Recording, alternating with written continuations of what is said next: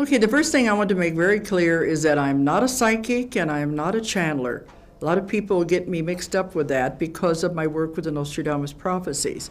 I'm a hypnotherapist. I've been doing hypnosis into past lives for 17 years. This is called past life therapy, past life regression, where you take the person into the other lifetimes to find the answers to problems in this lifetime. And it's a form of therapy that's becoming more and more popular.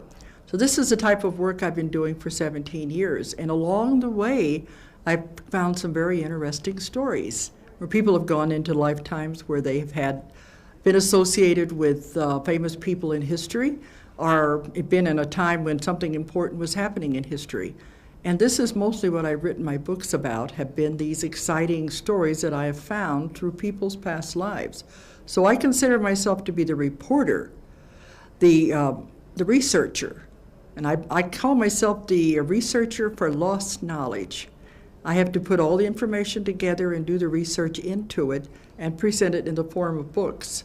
So I'm not a psychic and I'm not a channeler, I'm simply a reporter. That's what I consider myself. But with the Nostradamus material, that was totally different of an ordinary regression session. So it is part of my work as a hypnotherapist.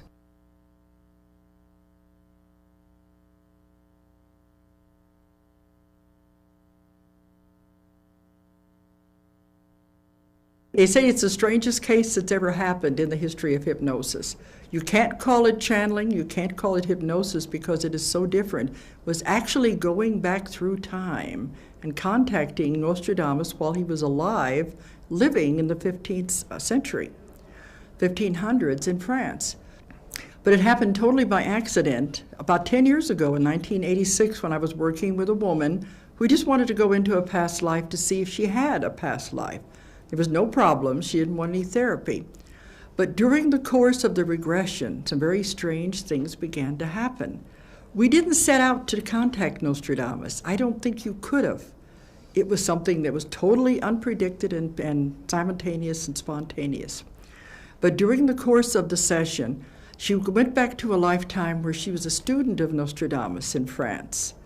And that's when everything got very strange, because as this male student, she was talking about Nostradamus, and suddenly she said, "He wants to speak to you." And I was totally, shocked, because anyone who does this kind of therapy knows that does not happen in this kind of therapy. And she said, "He has a message for you. He had been looking for a link to the future, because he could see that the prophecies where he had written were not being correctly interpreted, and the time was coming when they were going to come true." He says he has an assignment for you. He wants you to get the book that has the prophecies in them in French and English, and he wanted me to read them to him, and he would tell me what they meant and explain all of the code that has been lost for 400 years. He would explain every symbol, every anagram, and tell me what part of history. And at that time, I didn't even know what a quatrain was.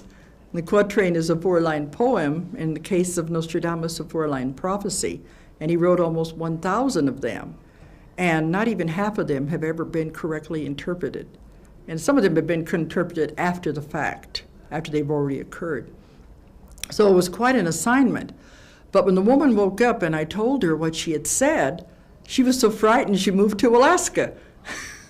So you can't say I started it, you can't say she started it. There was something very peculiar at work here that is still difficult to explain to people. But we had time for one more session before she left. I think she was trying to appease me more than anything, and it was helped with packing boxes and suitcases, and she was having a garage sale. And she said, "I have 1 hour to do the session," and then they were having a going away dinner for her. But during the session, he came through again, and he said, "I still want you to do this work." I said, "I can't, she's moving away." He said, "That doesn't matter. Now that we have made this connection, I will come through anybody you work with." And he gave me the instructions how to locate him and a test to perform so I would know I was actually speaking to him.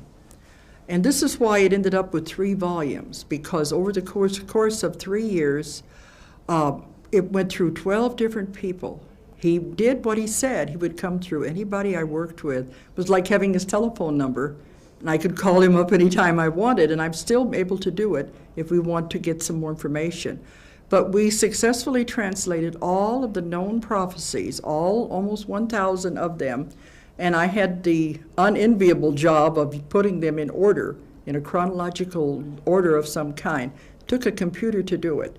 But the translations were coming so fast at the height of our work that as fast as I could read them to him, he was giving it back. We were doing 30 translations in an hour. It's absolutely impossible for the human mind to do that. It cannot think that fast. But he was telling me what all the symbols were, the anagrams, and he broke the code. Then I had to use a computer to put it together. So it ended up with 3 books because it took many twists and turns along the way. And none of the people I worked with knew anything about what the other ones had said. But yet they continued the same scenario, the same story he was trying to get across to our time. There was no deviation, no matter what prophecy I read. I found later it wouldn't have mattered if I would have started at the beginning of the book and read straight through, because they are in no set order. They're not in chronological order. I would just open it to anywhere in the book and check off after I'd read it. But at the height of this, they were just coming so fast, 30 in an hour. But there's another part to this that makes it even stranger, is he was most emphatic. He said, "You must understand you are not speaking to the dead. I'm not a spirit floating around out here somewhere." And he wanted me to be very sure that I emphasized that. He said, "You are speaking to me while I am alive, living in France, writing the prophecies." And you know what that brings up, if that's true? It's the metaphysical concept of simultaneous time, that there is no time, that everything is occurring all at once. Very strange and very difficult concept to but this is what he said. I am contacting him while he is alive. That's why I consider it having his telephone number. But I got to know him very well, and he is really a very definite personality, and there was no way we could mistake it when we had contacted him.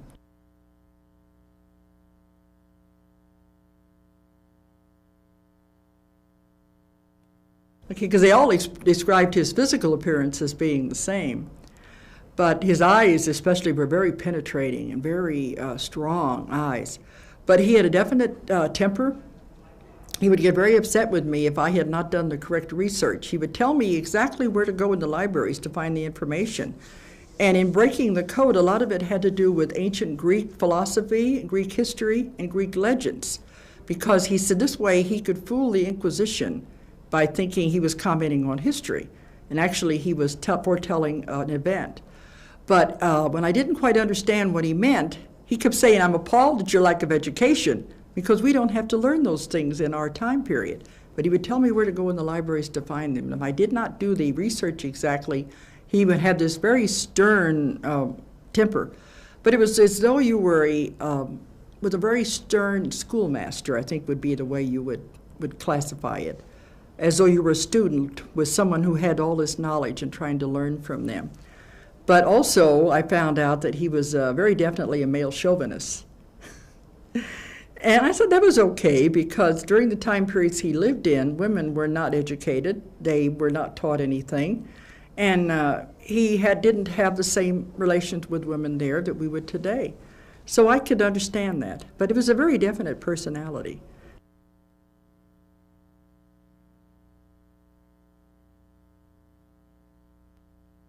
The main reason was the Inquisition, because he was living during the time when the church was very powerful, and to do anything like this, he would have been condemned to death, or he said he would have taken his land away and thrown him into prison.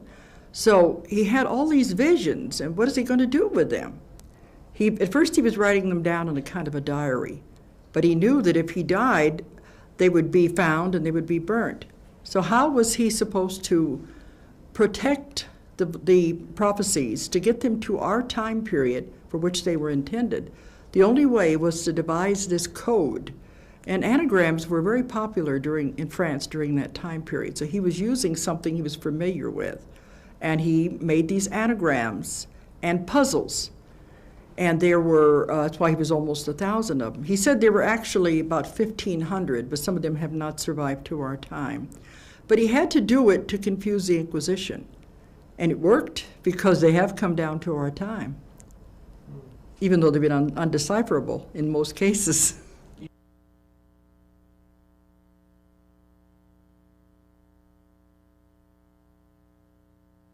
The main reason that he said he was making this contact was because he wanted us to help change the futures.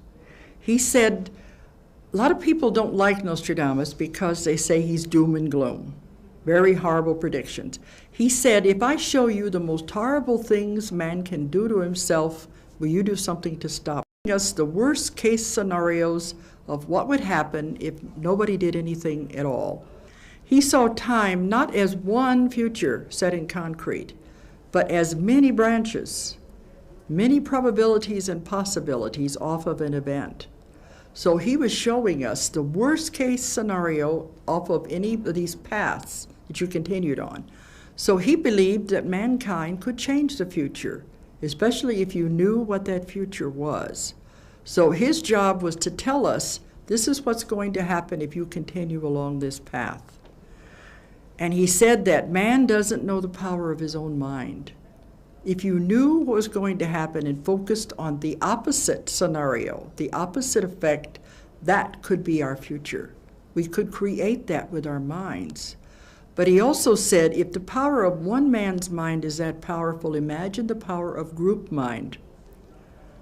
That if you get groups of people focusing on the opposite, on peace and harmony for the world, you could truly create miracles, because the power of the mind at that point would not only be multiplied, it would be squared.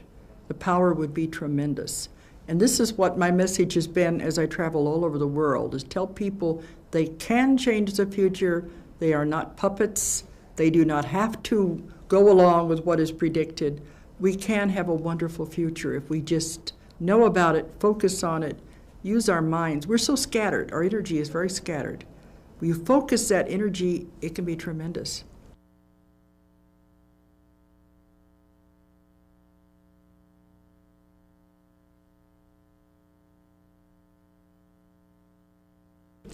But the problem is that the predictions are coming true.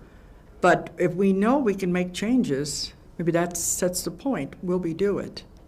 Mankind does have free will.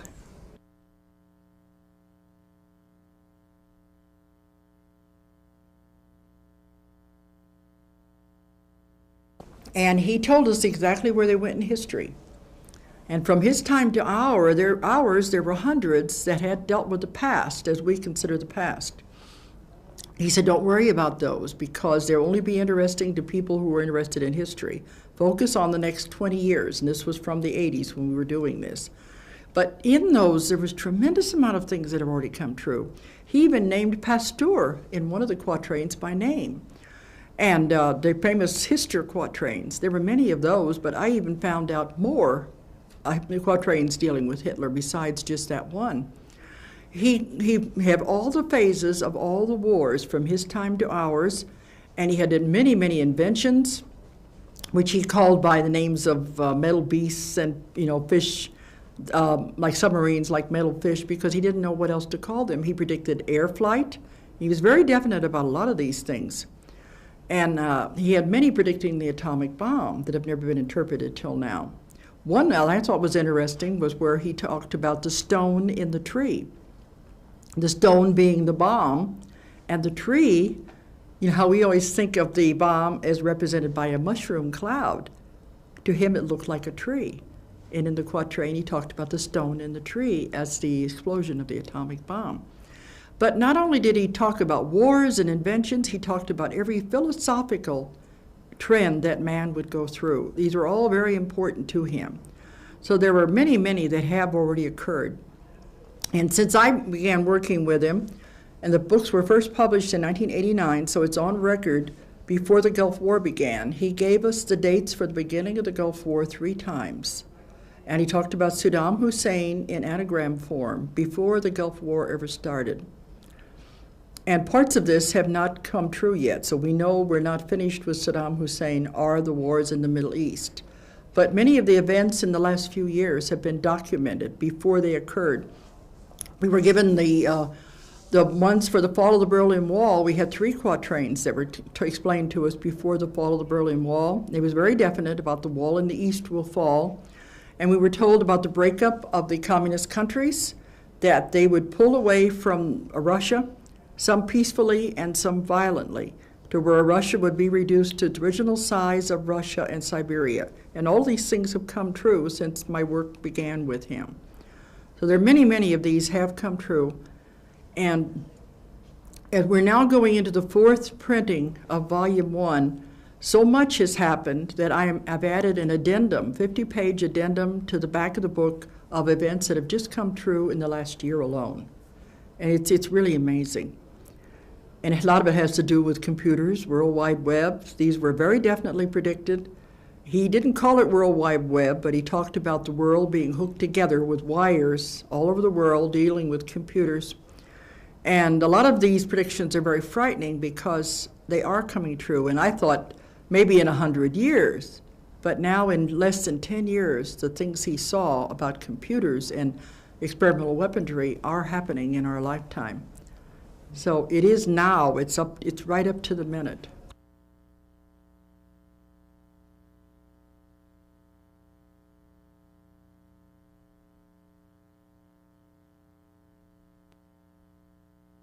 Nostradamus said, if we can just get through the decade of the 90s, we'll be okay.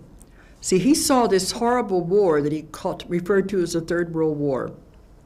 And there were many, many predictions dealing with the third Antichrist that he saw that would be the instigator of the Third World War. And he said, if you can just get through the 90s, he called this the time of troubles. Just get through this without going into this war. Keep it on the lesser scenario, the less violent scenario, will be fine. Because after the year 2000, we're going to be going into wonders you cannot even believe. But he saw the possibility of a terrible war that would be not only atomic, but biological weapons, chemical weapons, germ warfare, the most horrible things you can imagine, and he verified for us. And some of these things I thought, well, it sounds like science fiction. But he said, no, it's already invented, and your scientists are working on them. But I let that go until I began to get letters and phone calls from people saying, it's not fiction, I know, because we're working on these things. So we're sitting right now at a very volatile time. We could go into this most horrible war, or we could stay like we are. But if we can get through the 90s, then we will go into the 1,000 years of peace after we're into the year 2000. Because he saw a figure coming along at that time that he called the great genius. Now, if the Antichrist is the epitome of evil, of everything that is terrible, he said this great genius would be the total opposite. Because he said the pendulum cannot swing all the way to the very evil man and stay there. It must swing back to balance. And when it does, it comes into the time of the great genius. And he will have such wondrous inventions. We will be living in space, traveling in space, having space colonies. The human body will be perfected to the point that it will never die, and we'll be in the 1,000 years of peace. So this is the time I like to focus on, rather than the terrible things he saw. He said he wanted us to know there was a wonderful future ahead of us. We can just get through the end of the 90s. He said there will be more things happening in the 90s, more significant events than have ever happened in the history of the world before. And I like to say it reminds you of the old Chinese curse, may you live in interesting times. But he believed that we chose to live here at this time, because he said by living now, you could work off as much karma in one lifetime as you would normally take 10 lifetimes to do. This is why we have so much happening all the time, so much coming at us from all directions. We're trying to work off a great deal of karma at this time. But he said, you chose to be here, and it can really be very good for the people if they will stick with it and do it. But the great genius, that is part of what's going in the addendum. The internet has been very helpful with this, because Nostradamus saw the next wave of computers. The first one was going to be, would operate by voice, which they're working on now. The next ones would be by thought, and I've heard that this is being worked on. But during the time of the great genius, there would be an organic computer. and that it would be able to duplicate human parts, duplicate human bodies. And he saw the great genius as transferring his intellect into this computer so it would be there to guide us through the 1,000 years of peace. We'll also be running all the power that will power the world and the space stations. But on the internet, I found out that they are working now on computers based on DNA. That they say it will be 1,000,000 times faster and more accurate than anything we have now because of the way that the DNA transfers information. This is how they will be able to transfer information using the same thing. Because they have gone as small as they can go with chips. The next step is cellular. So they said everything is going to go down to the tiny, tiny level of cells. And this is all in the field called nanotechnology. Nano meaning very, very tiny. And it's amazing because we were given this information 10 years ago, and it's happening now. It's all coming about. That he said that the great genius would transfer his knowledge into this. They say this is very possible because all it is energy. And it'd be very possible within the next several decades anyway.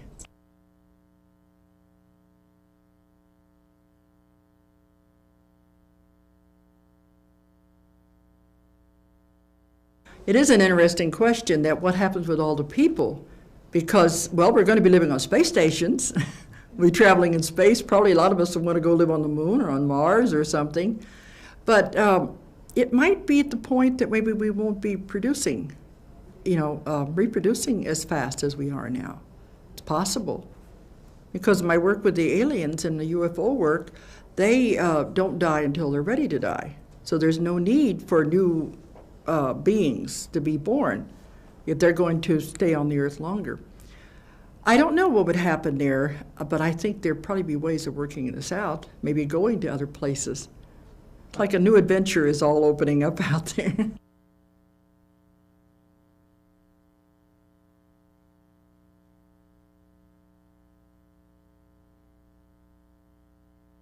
Well, Nostradamus said that from the time he was a child, he always had visions. He thought everybody had these things. He was very amazed when they told him this was forbidden. But he could always see things from the time he was a child, and he knew about the cosmos. In his day, they thought that the Earth was the center of the universe, of the sun. Everything was rotating, around the Earth. And he knew different, even before the times of Galileo. But he had to be careful what he said. But he'd been able to do this since he was a child, and he often wondered where it came from. And he knows that it came from God. It was a gift from God, because otherwise, he said, why would he been able to do it? I think he was a man out of his time. He was way ahead of his time, because the time of the Inquisition, he couldn't tell these things. But he did believe it came from God. He didn't know about being chosen. He thought of it more as a curse than anything else, because it did affect his life in many negative ways.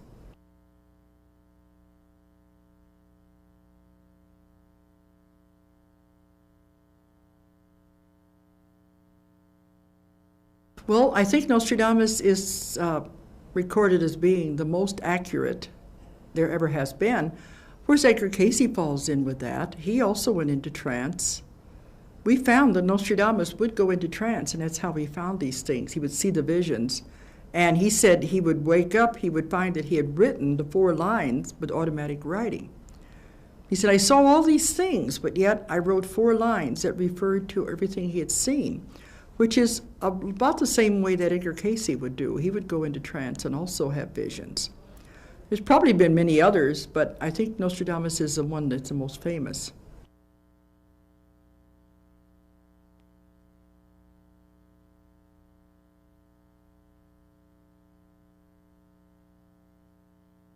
But I don't believe that, because we do have free will. And the idea is if we know what's going to happen, we can have control over it. I think it's the job of any psychic to try to warn people. Even a modern-day psychic, when they see something happen, they'll try to tell you, don't get on that train, or don't take the car today if they see something happen. Otherwise, why have the vision if you don't try to help the people and warn them about it? So that was his primary purpose, was to let people know what was going to happen. Then, of course, if they ignore the warning, if they take the train anyway, or if they do get in the car, it's their own free will that has done that. Because we are a planet with free will, and we have to respect that. Because they said it would not be a test if you knew the answers. But still, when it comes to things of this magnitude, if you have warnings, you can do something about it. That's not really taking away from the lesson, because you still have the choice of which way you want to go.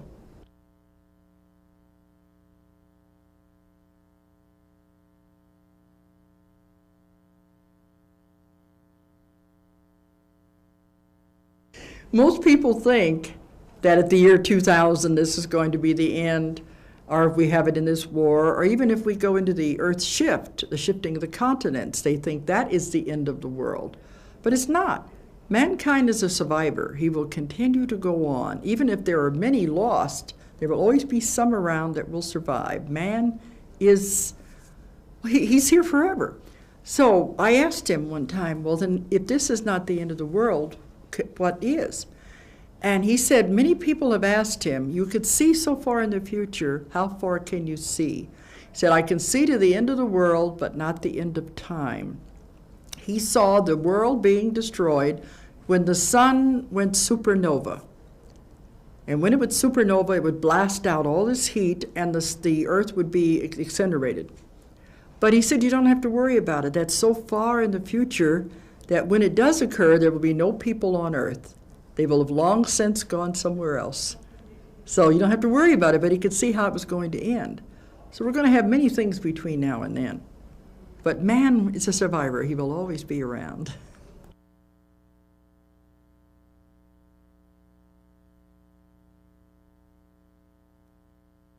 There's much information out here about what they're calling the Earth shift, or the shift of the axis.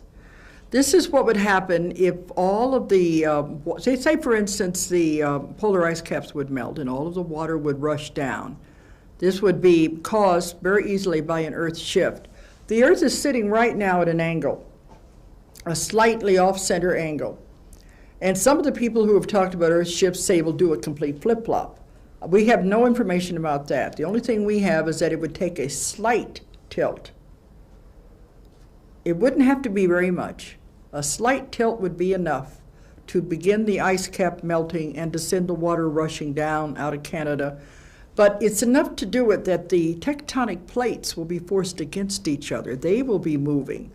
Because when we did our maps, we thought, this is strange. Why are some of these areas being left when, according to the elevations and geology, they should not be left? They're not high enough. The mountain areas, you could see why they would be left. The other areas, why would they be left? Nostradamus explained that as the Earth takes that slight tilt, the tectonic plates will move. They will be forced against each other. So the center part of the United States would be forced upward as much as 2,000 feet, while the outsides would drop off, California and Florida. That's what happened on many of the continents, a forcing upward and then a dropping off because of the movements of the plates against each other. Now, many people have maps of what will occur, and I've done conferences with these different people, and mine are the worst. They show a lot less land left than any of the other maps. So I said, this doesn't mean that any of us is right or anyone is wrong. We all have pieces of information. Mine, again, seemed to be the worst case scenarios, as he was trying to show us the absolute worst would happen if you go to the extreme.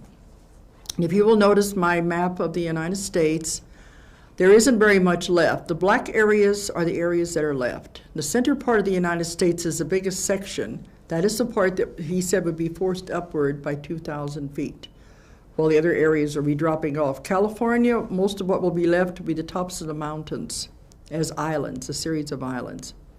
And Texas and Florida, all those areas would drop. But the second map is dealing with Canada, and it's hardly any land left there because it's closest to the Arctic Circle. And as the water comes down, it floods all of those lakes.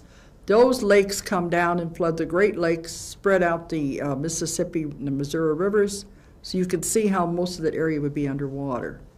South America is the same thing, would be mostly the mountainous areas like the Andes that would be left, and the other areas where the Amazon River, that would go down. So this part of the hemisphere would be the mostly affected as the amount of land that would go underwater. This would occur because with the tectonic plates shifting, you would have terrible tidal waves, earthquakes of unknown proportions. The volcanoes would be going off all over the world. Terrible storms. They said there's nothing on earth that could prepare you for this. It would be something that's never happened in our memory. We could not be prepared for the violence of this when it occurs. The one of Africa, see, the same way, the Mediterranean would be completely overflowing into the top part of Africa, and the desert areas would be underwater. The Holy Land would be all underwater, and it would be broken up into pieces. Europe is, most of that will not be under its effect. There'll be some parts of England that will be affected, and as you can see, France and Spain, as the Mediterranean moves up, and some of the Nordic areas because of the North Sea overflowing. But when I gave a lecture in Holland, and they looked at the map, they said, we don't need to look at that map to know we're going down. They said we were in a 3-story building, and they said this whole building would be underwater if that dike breaks out there. So they know that whole area is very vulnerable. It could all go down very easily. And there's a whole lot more to the part about Europe because he has many quatrains referring to England during this time, and that there would be so little land left that many of them would go to France to live. So there's a whole lot of prophecies dealing with the earth shifts.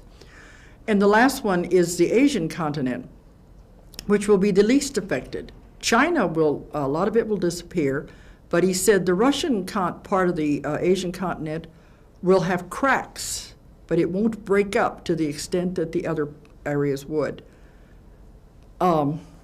Japan will have new land rising because of volcanic action, as will New Zealand and the Hawaiian Islands because of new increased volcanic activity.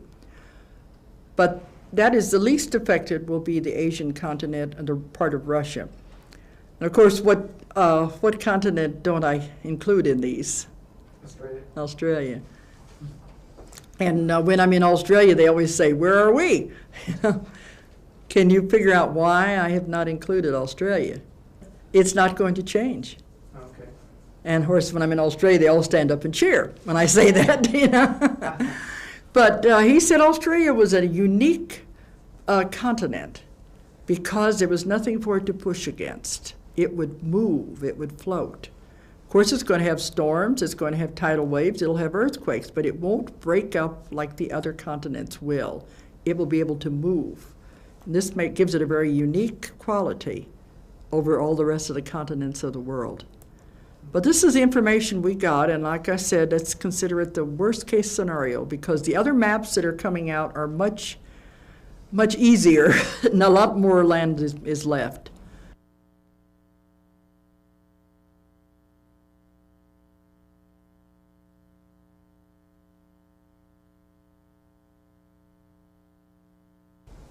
A lot of people are thinking this is going to occur by the year 2000.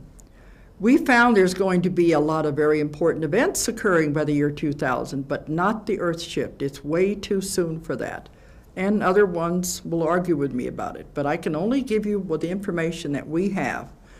One of the quatrains was so complicated, we wrote a whole chapter on it. There was so much information in those small 4 lines. It was like peeling an onion. And I found the most important quatrains had the most information in them, were the hardest to decipher. And we had 3 astrologers working on that quatrain because it contained astrological dating. But they have all come up with a slightly different date. And this was dealing with the date of the Earth shift. Now, one of them, they said it would be 2004. The other one said 2029. I prefer the later date. Let's get it as far away as possible. But that gives us plenty of time anyway. But he said by 2029, and I believe it was going to be in October. The dates are in the books. We have the horoscopes for the dating that they came up with. But it's done like a detective story. All the clues are there. And another astrologer may come up with something totally different than what we found. But this is all part of it, the deciphering of the mysteries of the quatrains. The problem was it's never been translated until now because they mistranslated it from the French. One of the most important clues was that they translated water for Aquarius. And an astrologer will tell you that Aquarius is a water bearer, and it has the glip of the wavy lines, but that is not a water sign. So it was never been able to be deciphered before because they were interpreting it as Aquarius. We had our astrologers go after a water sign. And when they searched for a water sign, because the whole quatrain was full of other astrological signs, they couldn't get that one to match. When we looked for a water sign, they were able to come up with the dates. So it's the first time it's ever been translated. But he said it dealt with the dates for the Earth's shift. But as I said, someone else may do the same thing, follow the same clues, and come up with a different date. That's it's part of the mystery.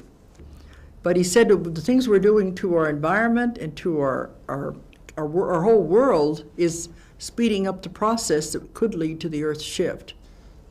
But some people have said it's going to be very sudden. Other ones say it could be a gradual process.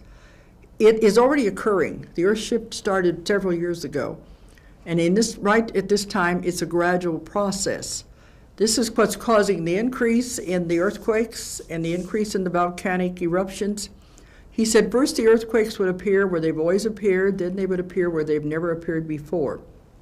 And you would have the volcanoes that have been dormant for hundreds of years will be reawakening. You have the changes in the weather and the changes in the climate. All of this is happening now. This is a gradual process. As long as it's happening gradually, we can handle it, even though there are disasters involved. It's that sudden shift is what we don't think we can handle. And part of this relates to the what we're doing to the environment. And he also said you have to stop the underground nuclear testing because that's reverberating through the plates, it's speeding everything up. So it can be looked at both ways. It could either happen gradually or it can happen quickly, depending on what mankind does to the world. So we are here again in a position of deciding what we do with our world.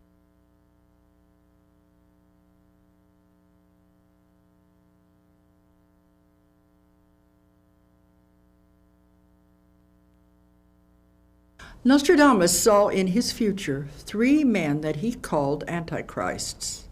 One was Napoleon, the second one was Hitler, and the third one is the one that is to come, who is said to be the worst of all because he will learn from the mistakes of the others. A very dangerous person. He didn't like the term Antichrist. He said it was a Christian term and it was not exactly what he meant.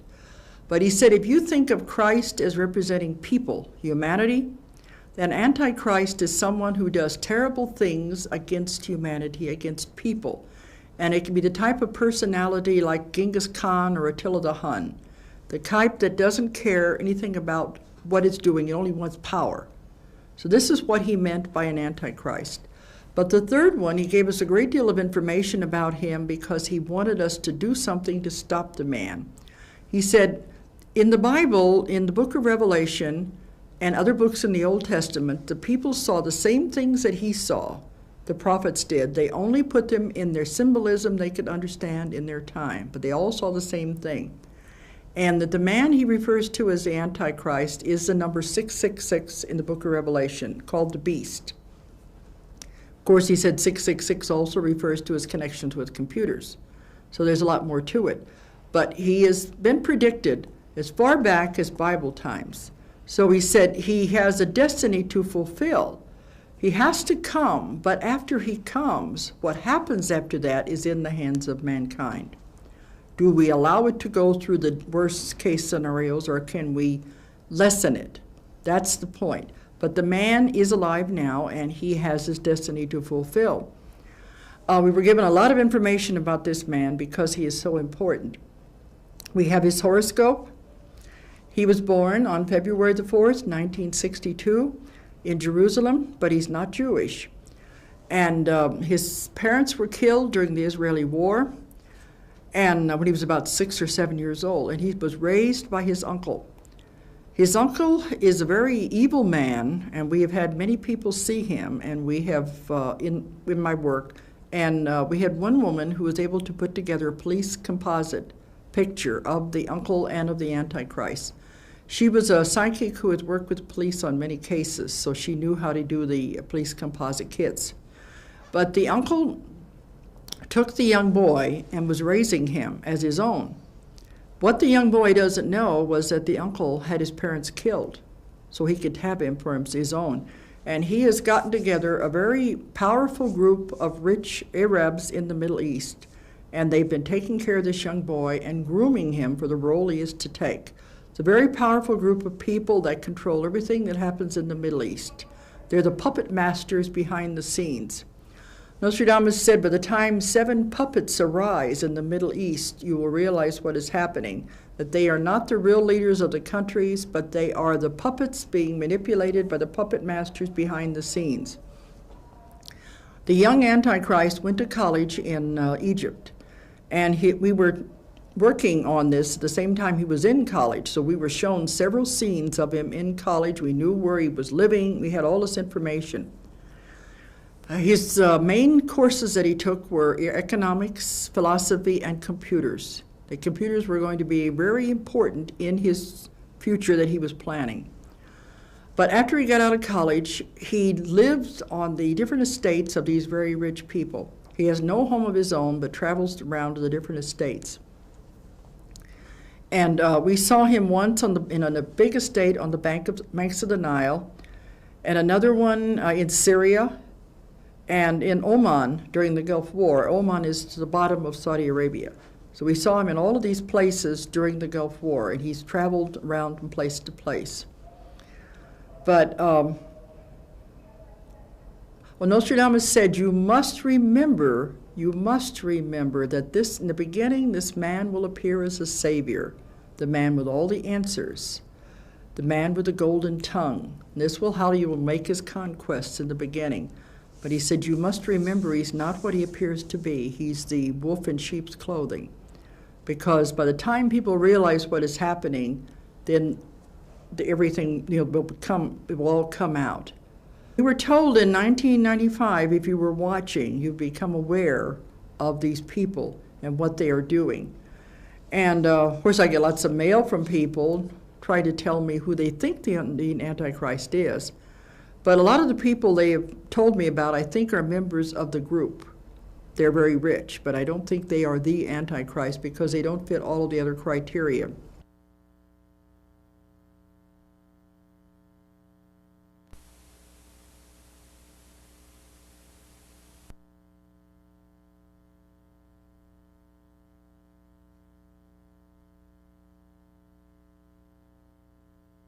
I think we are on the way because everywhere I go all over the world, people are taking this message and they're saying they want to do this. They want to go back to their different groups and tell people you can make a difference. It can happen.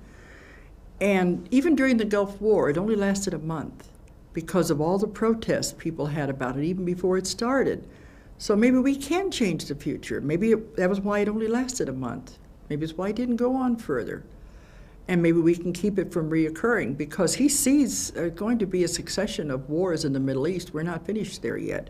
And he saw that we would go to war in the gray area of Europe, which he called the gray area because he said you don't know if you're in Europe or if you're in Asia. And he used the terms Macedonia and Albania. He had no term for Yugoslavia, but this was the gray area. And he said by 1995, you will make the decision if you're going to go to war or not. Well, we sent our troops into Bosnia during that year. So we are going along with the scenario. But I'm hoping by just changing one little thing, we can change the worst that he saw. It's like everything. One little event can make a big difference. Because he said, if you look back on World War I and World War II, you will see all these little things that preceded it. But at the time, you were not aware of where it was leading. And at the present time, that's what's happening. The Gulf War was the beginning of the Third World War. In the future, we'll look back on that and see that was where it started and escalated from there. But we can hope that it won't do that, that maybe we'll be able to stop it, keep it in a lower key. I would like nothing better than to have all these prophecies not happen. We could go directly into the time of the great genius and the 1,000 years of peace. That's what I hope. But I'm just a reporter, and I deliver the message of the material that I've received. Like they always say, don't kill the messenger. I'm just reporting what I've got, and I think it's important that the world knows that they are sitting in a volatile time when we can make a great difference by our actions.